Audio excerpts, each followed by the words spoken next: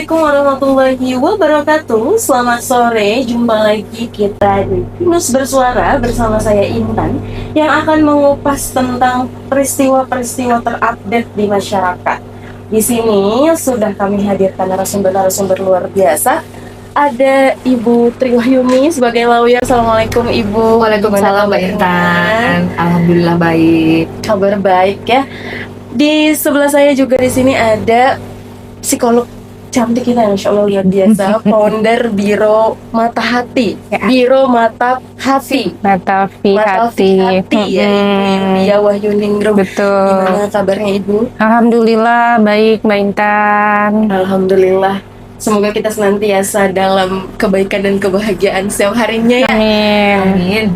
Jadi gini Ibu, hari ini kita akan membahas dan mengupas terkait dengan persoalan-persoalan yang seringkali kita dengar mungkin yang terjadi beberapa belakangan ini, yang banyak terjadi belakangan ini terkait dengan ekonomi pastinya.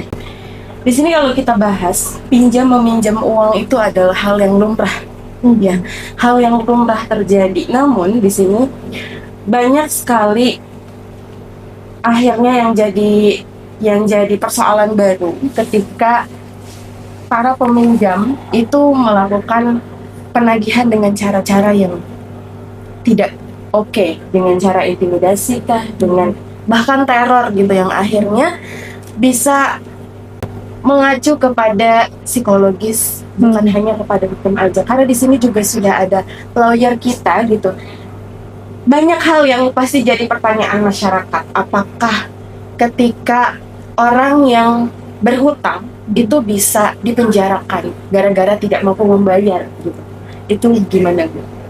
Oke, jadi kalau kita berbicara hutang piutang sebenarnya kalau kita mengacu pada hukum ya, seseorang itu tidak bisa serta-merta dipenjarakan hanya karena berhutang. Apalagi apabila karena ketidakmampuan gitu ya, ketidakmampuannya untuk membayar hutang gitu. Jadi memang banyak yang tidak paham dengan aturan ini gitu. Banyak ancaman-ancaman, misalnya debt collector gitu kan. Apalagi misalnya sampai ada orang yang mengancam ingin memviralkan gitu ya. Tadi kan Mbak Intan sampaikan tuh banyak yang masyarakat yang terdampak. Bahkan kalau kita lihat akhir-akhir ini berita di media massa, di media sosial sangat luar biasa ya. Bagaimana hari-hari kita disuguhi dengan berbagai tontonan orang-orang yang bunuh diri, seorang ibu rumah tangga bunuh diri, kepala keluarga bunuh diri hanya karena hutang piutang gitu. Bahkan mereka mungkin ada tekanan-tekanan dari debt collector, atau misalnya yang dia terlilit oleh pinjol yang sekarang marak ya, judi online dan sebagainya. Jadi kalau kita kembali lagi pada regulasi ya, jelas sekali bahwa di sini kalau seseorang dia tidak mampu untuk membayar hutang gitu ya, dia tidak bisa serta-merta dipenjarakan. Jadi jangan takut sebenarnya, tenang, hadapi gitu. Hadapi, jangan juga lari dari kenyataan gitu ya. Jadi mengapa? Karena jelas sekali dalam undang-undang hak asasi manusia itu juga jelas sudah juga termasuk di dalam Konvensi Internasional Hak Sipil dan Politik yang diratifikasi oleh Indonesia juga itu sudah jelas mengatur gitu, bahwa ada di situ hak-hak kalau saya sebutkan ya, tidak seorang pun atas putusan pengadilan boleh dipidana penjara atau kurungan berdasarkan alasan ketidakmampuan untuk memenuhi suatu kewajiban dalam perjanjian hutang piutang. Nah seperti itu, kecuali memang dalam proses hutang piutang itu ada motif gitu, misalnya yang berhutang ini sengaja gitu, memang dari awal dia punya niat, itu bisa masuk ke pasal penggelapan, manipulatif gitu gitu. Okay. Nah itu kecuali itu nanti bisa masuk ke ranah pidana. Nah mungkin nanti bisa kita bahas lebih lanjut. Ini kan juga jadi menarik ya, apakah ada batasan penagihan yang dilakukan secara sah atau yang melanggar hukum? Karena kan ini balik lagi ya, kalau misalnya kita berbicara kepada orang yang meminjam gitu ya, kadang kan apalagi ke para peminjam-peminjam yang dia tidak terdaftar OJK misalnya, yang bahasanya tuh Bank Emok misalnya, atau Bank Mekar misalnya. Ini kan kadang kita tidak bisa tidak bisa mengontrol cara penagihan mereka seperti apa, entah dengan chat-chat yang mungkin bisa terindikasi intimidasi atau gimana. Iya. Nah, ada nggak sih batasan-batasan Jadi yang begini, bisa dan melanggar? kalau sekarang ini sebenarnya masyarakat itu sudah lebih jeli sih ya. Mana-mana lembaga-lembaga peminjam itu yang memang syah atau legal, mana yang ilegal gitu. Biasanya kan kalau yang dilakukan, sayangnya ini masyarakat banyak yang tidak tahu gitu. Padahal banyak juga sebenarnya lembaga-lembaga yang sudah yang- disertifikasi OJK ya. Iya, yang ada yang tidak tersertifikasi oleh OJK, ada juga yang tersertifikasi oleh OJK. Jadi, bagaimana sih kita membedakan misalnya penagihan hutang gitu ya, penagihan hutang yang masih sah atau legal gitu. Jadi, biasanya kalau kita berhutang di sebuah lembaga di bank aja, itu kan ada akad ya, ada perjanjian, ada perikatan gitu ya. Ada kontrak antara debitur dan kreditur. Nah, biasanya di situ kan nanti diatur gitu. Apakah misalnya ada jaminan di situ yang diagunkan dan sebagainya. Nah, biasanya kalau di perbankan yang resmi gitu ya, yang legal, dia nggak ada yang ancaman-ancaman seperti yang marak sekarang gitu ya. Biasanya kan ada peringatan misalnya melalui surat. Dan biasanya sopan gitu. Ini yang kita bisa bedakan mana yang sah, mana yang legal, mana yang ilegal gitu. Kemudian kalau itu biasanya yang sudah melalui debt collector ya, biasanya debt collector itu biasanya juga harus terdaftar secara resmi gitu. Dia harus terdaftar, diangkat secara resmi oleh perusahaan pembiayaan tadi gitu. Nah, yang terjadi saat ini kan kita kreditur ini kan nggak banyak yang nggak tahu gitu. Tahu tuh didatangin orang, entah itu seperti sosok preman yang menakut-nakuti gitu kan. Nah, sebenarnya kita bisa di situ kita dengan tenang mempertanyakan gitu ya. Mempertanyakan misalnya kalau penagihan yang normal biasanya kan dilakukan misalnya pada jam kerja gitu kan, jam kerja aja.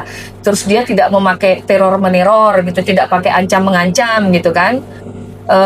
Dan penagihan itu cukup diarahkan kepada si debitur sendiri gitu. Misalnya dia tidak boleh mempermalukan di depan umum atau di depan orang lain gitu kan. Itu etika sebenarnya. Dan itu ada diatur dalam pasal-pasal, bahkan ada ancaman loh. Kalau sampai dia misalnya mengancam memviralkan gitu ya. Itu tadi yang bisa itu nanti bisa masuk ke ranah pidana gitu.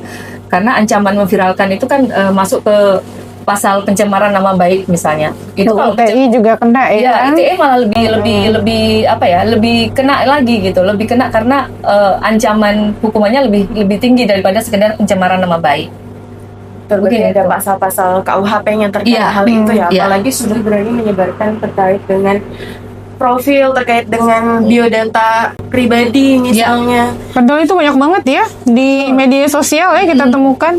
Jadi kayak di pasal 335 KUHP itu jelas di situ kalau ancaman dan intimidasi itu nanti bisa diproses melalui ranah pidana. Karena sejatinya namanya hutang piutang itu hanya ranah perdata gitu. Maksudnya di ranah perdata nggak ada yang namanya memenjarakan sampai memenjarakan, kecuali itu tadi kalau dia memang sudah terindikasi adanya motif-motif manipulasi tadi. Misalnya memang yang berhutang ini nakal gitu ya, sengaja nanti membayarnya pakai cek kosong gitu kan, itu sudah penipuan gitu. Tapi yang terjadi sekarang di masyarakat itu justru kan sudah jelas-jelas ada undang-undangnya bahwa ketika debt collector melakukan penagihan dengan cara ancaman atau intimidasi itu ada pasal-pasal dan KUHP-nya. Tapi kenapa nih ya masih banyak debt collector yang masih melakukan hal itu? Nah, kita lihat saja ini sekarang ini bagaimana sih sistem pengawasan. Nah,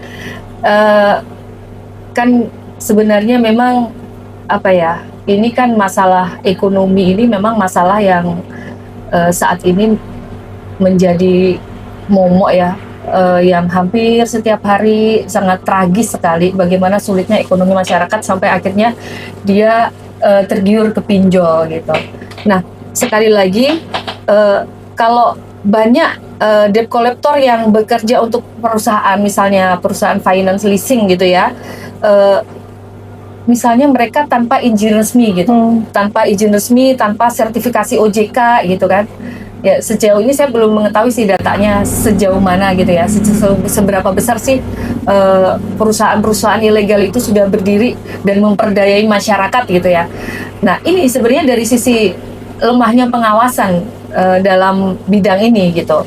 Nah, proses hukum terhadap debt collector itu sendiri sejauh ini tidak pernah tuntas gitu kan. Banyak tuh debt collector yang sudah yang dipekerjakan oleh perusahaan yang membuat masyarakat juga gerah gitu, bahkan sampai itu tadi ada yang bunuh dia pada segala gitu dengan cara mereka menagih gitu. Tapi selama ini kan proses hukum ya begitu-begitu saja gitu, tidak jelas apakah dia ini nanti benar-benar atau perusahaannya gitu ya, perusahaan yang mempekerjakan itu akan dibekukan atau sudah, kan tidak sampai di situ gitu masalahnya. Kurang tegas ya. Kurang tegas gitu dalam proses pengawasan kita. Betul. Lalu mungkin karena masyarakat juga kebingungan ya ketika mereka ditagih dengan secara intimidasi Agresif atau- gitu ya, Betul. ditagih secara agresif oleh perusahaan gitu. Betul, itu apa sih yang bisa dilakukan hal yang pertama kali? Misalnya harus melapor kemana, apalagi ketika sampai identitasnya disebar di sosial media dan sebagainya. Karena Bukan ke damkar ya Mbak ya? bukan bukan ke damkar. Bisa juga mungkin ya. Tapi mungkin masyarakat juga kebingungan harus kemana sebenarnya, karena ya Betul. perlu diedukasi juga kepada masyarakat. Jadi sebenarnya saya bukan ke damkar, tadi jelas kita mau lapornya ke institusi mana, jelas ke polisi ya. Jadi jangan khawatir ya masyarakat yang memang punya hutang, tapi di sini kita juga tidak tidak menyarankan untuk tidak membayar hutang, karena kalau tidak membayar hutang itu ada hadisnya juga dalam Islam, bagaimana orang yang berhutang dan tidak membayar itu sudah masuk dalam kategori zolim itu kan haram gitu ya. Nah jadi namun kita sangat menyadari bagaimana kondisi ekonomi setiap orang gitu kan, kadang ada yang lagi bangkrut atau seperti apa gitu. Jadi kalau dia menerima ancaman-ancaman bahkan akan diviralkan seperti apa, itu silahkan dikumpulkan bukti-bukti ancaman itu. Bisa berupa rekaman suaranya atau capture dari chatnya gitu kan. Bisa ya itu Bisa juga ya. ada nanti saksi-saksi, misalnya seorang istri yang diancam gitu kan oleh debt collector, nanti suaminya yang menjadi saksi atau tetangganya atau saudara lain, kumpulkan dan laporkan ke polisi gitu. Tadi sudah membahas nih dari sisi hukum dengan seorang lawyer tadi ya, sudah dibahas dan dikupas tuntas. Nah, kita juga akan membahas dari sisi psikologisnya dengan seorang psikolog tentunya, tapi nanti kita akan saksikan di part 2.